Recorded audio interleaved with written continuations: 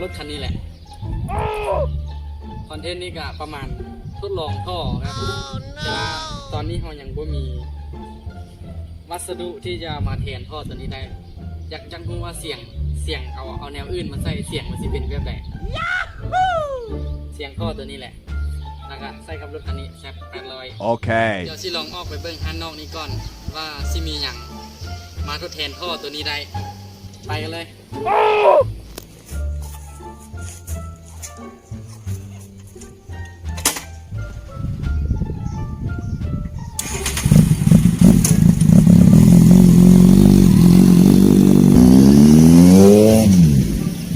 One hour later.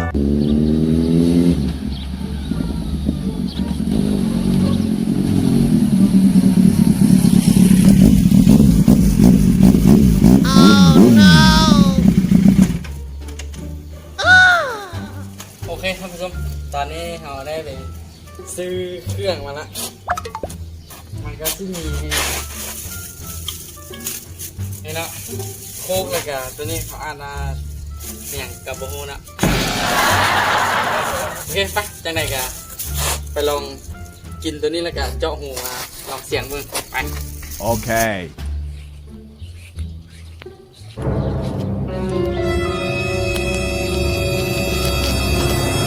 หยุด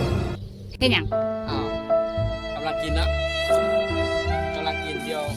กล้องนี้น่าจะให้มือกล้องกินนะกล้องนี้นะหลักกิน กล้อง คน นี้จะ เดี เป็ ยวน อี กล้องนี้ก็กินเจ้าของซองละเดี๋ยวกินนี้เบิ้ลแล้วก็ไปลองฟังเสียงกันแล้วจังไหนก็จะให้กินให้มันเบิ้ลกันเดี๋ยวนี้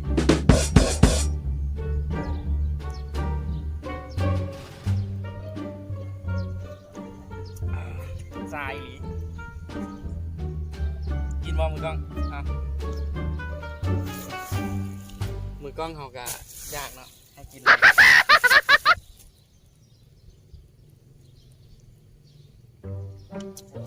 โอเคท่านผู้ชมเบิดละเป็นยังไงเอาไปเจาะนี้แล้วก็ไปเดี๋ยวอุปกรณ์เขาก็เอามาทำนี้นะตัวนี้ก็เป็น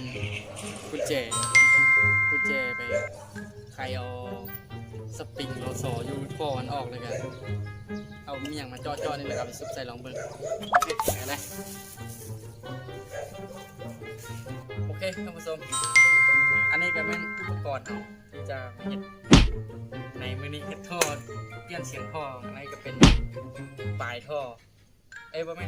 คอท่อเป็นท่อน้ำว้าวแล้วนี่ก็ครีมนะครีมอย่างนี้เจพิมพ์ท่าหน้าเอาอันนี้ทาสิวะอันนี้ก็มัน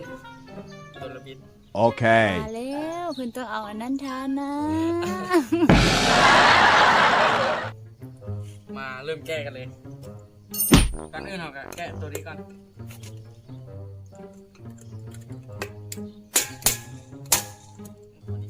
ยากไหม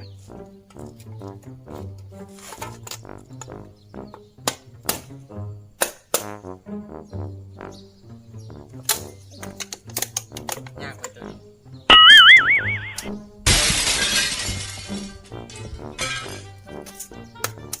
โอเคเดี๋ยวแป๊บนึงโอ้เมื่อกี้นี่ตัวระเบิดนี่เจาะอะไรวันนี้เราได้ไปเอาตัดมาเราชี้ตัดนี่เลยตัวนี้เลยมาเบิ้งใกล้ๆเลยเจาะตัวนี้เลยนะ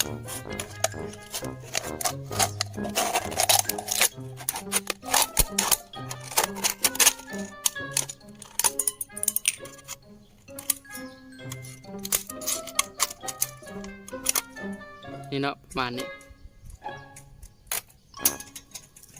นี่เนาะมี2 อันได้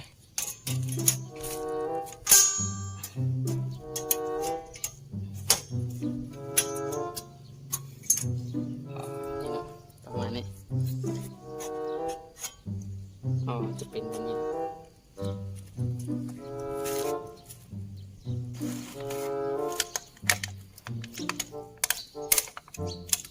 นี่เนาะประมาณนี้เดี๋ยวไปลองฟังเสียงกันเลย โอเคท่านผู้ชมตอนนี้เขาก็ได้ใส่ท่อแต่งเขาไปที่ห้อยแล้ว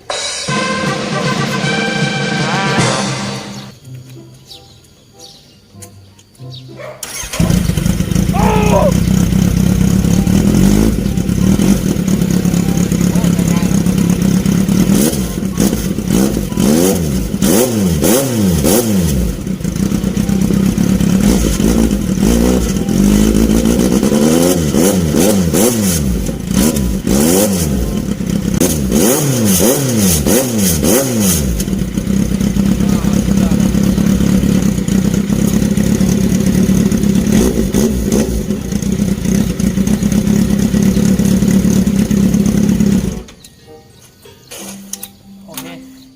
ก็ไปลองโทรนำเลยว่ามันจะเป็นยังไง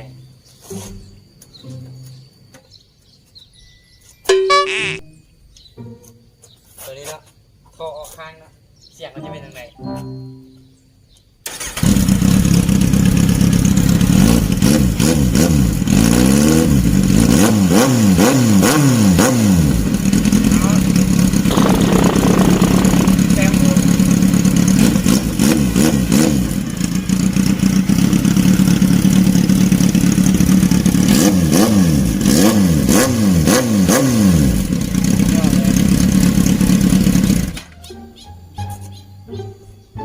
ตัวนี้เสียงม่วนดีไหม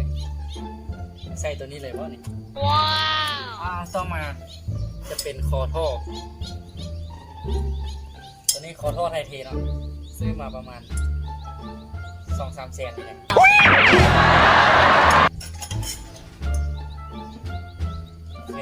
ประมาณนี้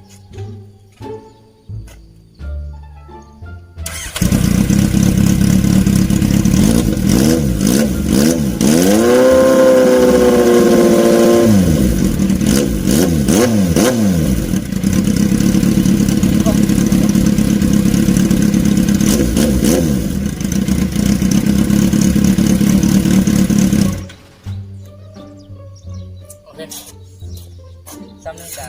แซบหูพอแห้งแล้วนะ3 ท่อตัว3 ท่อนี่มือนี้ถ้าเสียงตัวใดม่วนฝากคอมเมนต์ลองเบิ่งว่าตัวใดม่วนเดี๋ยวมื่อหน้าสิมาใส่แล้วก็ขี่เลาะเบิ่งว่าจะเป็นยังไงโอเคท่านผู้ชมตอนนี้เราจะถึงเวลาที่จะใส่ท่อเดิมมาใส่ละแต่ ถึงเวลาที่จะใส่ท่อเดิมมันละ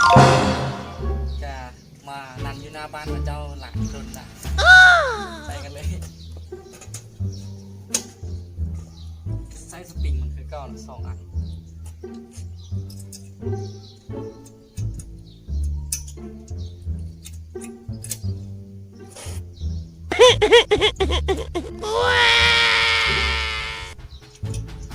ตอนนี้ก็ได้จบการทดสอบอุปกรณ์3 อย่างของเราการคอท่อแล้วก็ท่อนำแล้วก็กระป๋องถ้าใครมาคลิปนี้ก็ฝากกดไลค์กดแชร์กดติดตามเพื่อเป็นกำลังใจในคลิปต่อไปและอีกอย่างหนึ่งถ้าท่านผู้ชมอยากให้เห็นอย่างเกี่ยวกับท่อรถหรือว่าให้ทดสอบอย่างเกี่ยวกับท่อรถคันนี้ก็สามารถคอมเมนต์ใต้คลิปได้แล้วเราก็จะขอตัวกลับกันเนาะเพราะว่าฟ้าก็เริ่มมืดละตัวนี้เราก็จะเอาฟ้าไปนี่เนาะ